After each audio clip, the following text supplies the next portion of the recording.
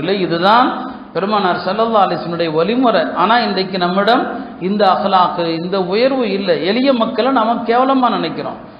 எளிய மக்களை கேவலமாக நினைச்சா பல சோதனைகள் வந்துடும், பல முசீபத்துகள் வந்துடும்.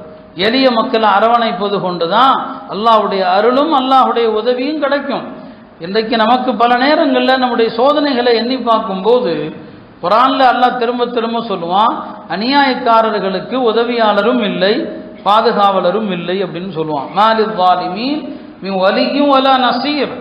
அநியாயக்காரர்களுக்கு உதவி செய்பவரும் இல்லை, பாதுகாவலரும் இல்லை அப்படின்னு அல்லாஹ் சொல்லுவான். இந்த ஆயத்தை நம்ம ஓதும் போதெல்லாம் நம்ம நினச்சிக்குவோம் காஃபிர்களை நினச்சிக்குவோம், காஃபிர்கள் தானே அநியாயக்காரர்கள்னு சொல்லி. ஆனால் பல நேரங்களில் நினச்சி பார்த்தா நாம தான் அநியாயக்காரர்கள். அல்லாஹ்வுடைய சட்டத்தை ஏற்பதாக நாம முஸ்லீமாக ஈமான் கொண்டு விட்டு நாம் அல்லாஹ்வுடைய எத்தனை சட்டத்தை நிராகரிக்கிறோம், எவ்வளோ சட்டங்களை நாம் காலில் போட்டு மிதிக்கிறோம், எவ்வளோ குணங்கள் நற்பண்புகளை நாம் மதிக்காமல் நடக்கிறோம், ஏழை எளிய மக்களை எவ்வளோ துச்சமாக நினைக்கிறோம். நாம தான் அநியாயக்காரர்கள். அப்படியானா இந்த ஆயத்தில் அல்லாஹ் சொல்ற மாதிரி நீங்க அநீதியை கைவிடுகிற வரை அல்லாஹ்வுடைய உதவியும் உங்களுக்கு இல்லை, அல்லாஹ்வுடைய பாதுகாப்பும் உங்களுக்கு இல்லைன்னு அர்த்தம். எனவே அருமையானவர்களே, எளிய மக்களோடு அழகிய முறையில் உறவாடணும். பெருமானார் ஸல்லல்லாஹு அலைஹி வஸல்லம் மஸ்ஜிதில் ஒரு பெண்மணி தானே முன் வந்து கூட்டி பெருக்குவாங்க, அவங்களே வந்து பெருக்குவாங்க. அந்த அம்மா திடீரென்று நோய்வாய்ப்பட்டுட்டாங்க.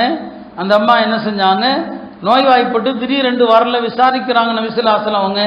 இல்லை, அந்த அம்மா நோயாளியாக இருக்கிறாங்க, கொஞ்சம் மரண வியாதி மாதிரி தெரியுது. சொன்னாங்க, எப்போ இறந்தாலும் என்கிட்ட சொல்லணும் அப்படின்ட்டாங்க. இந்த அம்மா இரவுல இறந்து போச்சு, இரவு நேரத்தில் இறந்துட்டாங்க. சஹாபாக்கள் இரவுல போய் அல்லாஹ்வுடைய தூதரை எழுப்ப வேண்டாம், அந்த அம்மாவை அடக்கிட்டாங்க. காலையில் கேட்குறாங்க, எங்கே அந்த அம்மா என்ன ஆச்சுன்னு சொல்லி. இறந்துட்டாங்க யா ரசூலல்லாஹ், இரவுல உங்கள்கிட்ட சொல்ல வேண்டாமேன்னு சொல்லி சொன்னாங்க. நான் தான் உங்களை சொல்லணும்னு சொல்லியிருந்தானே, துல்லூனி அலா கபரிஹா, அந்த பெண்ணுடைய கபர் எங்கே எனக்கு காட்டுங்கன்னு சொன்னாங்க. அந்த அம்மாவுடைய கபரில் போய் பெருமானார் தொழுதாங்க, கபரில் தொழுது. இத்தனைக்கு அந்த அம்மா ரசூல் ஸல்லல்லாஹு அலைஹி வஸல்லம் அவங்களுக்கு ஒரு உறவுக்கார பெண் அல்ல. அந்த அம்மா யார் எவருங்கிற பெரிய குறிப்புகள் கூட கிடையாது. சமூகத்தில் அடையாளம் இல்லாத மக்கள், அந்த மக்கள் மீது அல்லாஹ்வுடைய தூதர் தனி கவனம் வைப்பாங்க. மதீனால மனநிலை பாதிக்கப்பட்ட ஒரு பெண்மணி இருந்தாங்க, மனநிலை பாதிக்கப்பட்ட ஒரு பெண்மணி. அந்த பெண்மணி பெருமானார் மஜ்லிஸில் இருப்பாங்க, திடீர்னு வருவாங்க, யா ரசூலல்லாஹ் எனக்கு ஒரு வேலை இருக்குன்னு சொல்லுவாங்க. நாம் மனநிலை பாதிக்கப்பட்டவர்களை எந்த அளவுக்கு ஒதுக்குறோம், எந்த அளவுக்கு நாம் அவங்கள என்னங்க கேவலமாக நினைக்கிறோம். பெருமானார் சபையில் இருக்கும்போது வந்து கேட்பாங்க, நபி ஸல்லல்லாஹு அலைஹி வஸல்லம் சொல்லுவாங்க, உனக்கு எங்கே என்ன வேலை சொல்லுமா, நான் அந்த இடத்துல உன்னுடைய வேலையை முடிச்சு கொடுக்குறேன். ஹதீஸில் வரக்கூடிய வார்த்தை இது.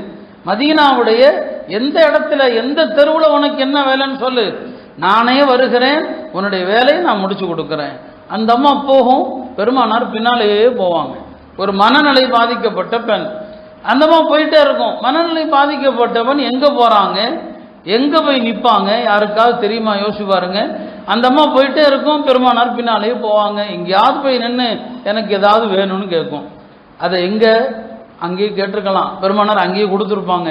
அது எங்கேயோ போய் நின்று சொல்ல, எனக்கு இந்த பொருள் வேணும் யா ரசூலல்லாஹ், நபி ஸல்லல்லாஹு அந்த பொருளை கொடுப்பாங்க. இதுதான் ரசூல் ஸல்லல்லாஹு அலைஹி வஸல்லம் பழக்கம். அவங்க நினைச்சா அங்கனே நிறுத்தி உனக்கு என்ன வேணும் சொல்லு. இல்லை, அந்த அம்மா போகிற இடத்துக்கு போய் அங்கே போய் அந்த அம்மாவுடைய தேவையை நிறைவேற்றி கொடுப்பாங்க. இதுதான் அல்லாஹ்வுடைய தூதருடைய உயர்ந்த குணம்.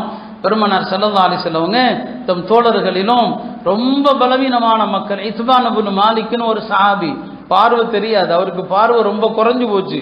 அவர் சொன்னார், யா ரசூலல்லாஹ் என்னால் பள்ளிக்கு வர முடியாது, மழை காலங்களில் வெள்ளத்தில் பலவிதமான விஷஜந்துகள் வருது, என் பார்வை மங்கி போச்சு, நீங்கள் என்னுடைய வீட்டுக்கு வரணும், வந்து ஒரு இடத்துல தொழணும், நான் அந்த இடத்த நான் மஸ்ஜிதாக ஆக்கி கொள்கிறேன், எங்கே நீங்கள் தொழுவுறீங்களோ அது வீட்டில் நான் பள்ளியாக ஆக்குறேன்னு சொல்லி பெருமானார் சொன்னாங்க, வருகிறேன்னு சொல்லி அவருடைய வீட்டுக்கு போனாங்க.